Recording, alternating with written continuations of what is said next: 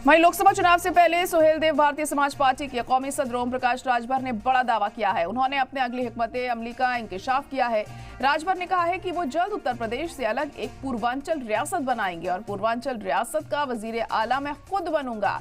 सिकंदरपुर में सुहेलदेव भारतीय समाज पार्टी की तरफ से मुनाकिद रैली को खिताब करते हुए उन्होंने ये तमाम बातें कही।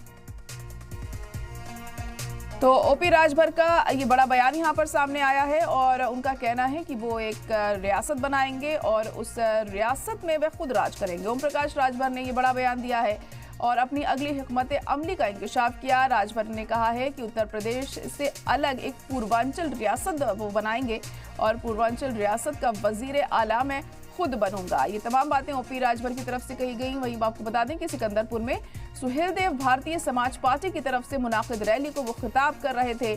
उसी दौरान उन्होंने ये तमाम बातें यहाँ पर कही हैं। उन्होंने कहा पूर्वांचल से अलग एक रियासत वो खुद बनाएंगे और खुद वहां के वजीर आला बनेंगे।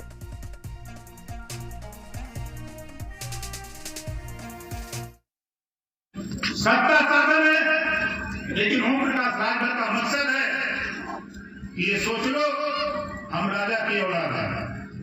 महाराजा सुहेलदेव जी राजा थे, हम राजपाट के अंदर बने, हर हिस्सा के अंदर बने और घबराओ नहीं।